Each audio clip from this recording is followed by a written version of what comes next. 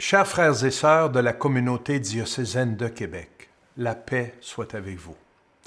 Vous avez pris connaissance du communiqué du pape François via le bulletin de presse du Saint-Siège, qui accepte les conclusions du juge André Denis suite à l'enquête sur les allégations portées contre moi.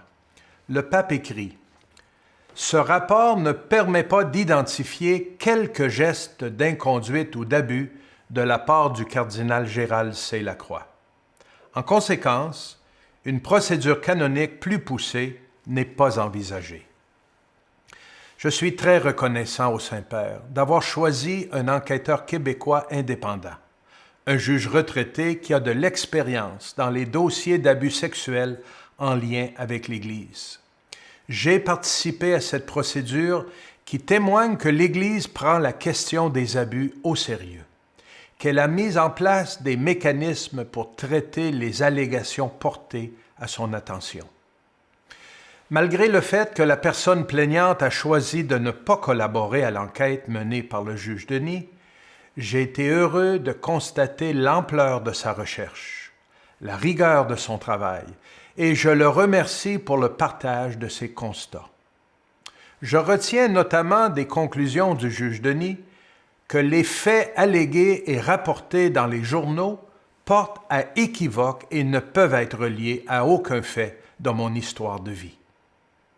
Dans la présentation du juge Denis, je note que le processus du recours collectif ne permettra pas de faire le point sur les cas individuels, dont celui qui m'est reproché.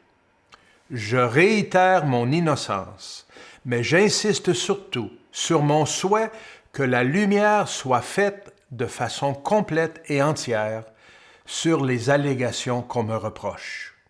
J'invite d'ailleurs la plaignante à contacter le juge Denis, comme il l'a proposé, ou à porter plainte au criminel contre moi afin qu'un procès en bonne et due forme soit fait.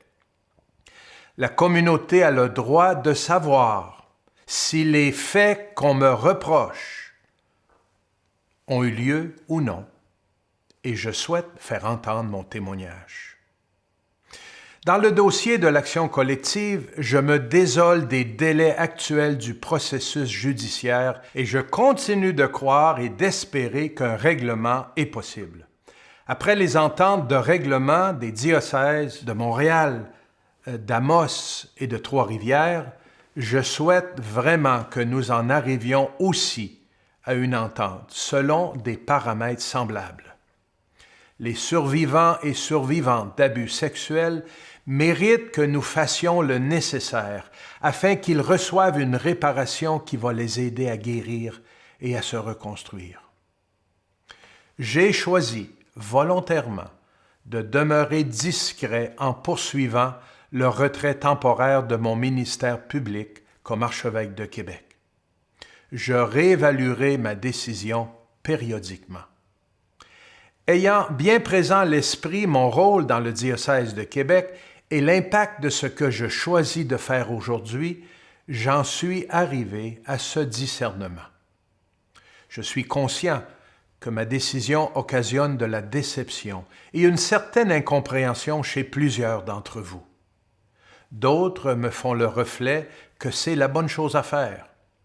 Croyez-moi, ce n'est certes pas ce que je souhaiterais en ce moment, mais c'est ce que je crois être le mieux à faire dans les circonstances. J'espère seulement que mon attitude et mon choix, qui témoignent de mon respect à l'égard du processus judiciaire, puissent contribuer à l'évolution positive de la situation. Frères et sœurs du diocèse de Québec, merci pour votre soutien et votre solidarité dans cette épreuve qui est la mienne, mais qui vous atteint également. J'ai maintenant besoin de votre solidarité pour que notre message commun soit clair. L'Église prend au sérieux la question des abus. Elle entend la souffrance des survivants et survivantes d'abus et veut être au rendez-vous pour contribuer autant que possible à leur guérison. Frères et sœurs, merci de continuer à prendre soin les uns des autres par votre accueil, votre générosité et votre esprit de service auprès des membres du peuple de Dieu qui vous sont confiés. Je sais que vous priez pour moi et j'en suis très reconnaissant. Je prie aussi pour vous tous les jours et nous portons ensemble dans notre prière toutes les personnes souffrantes.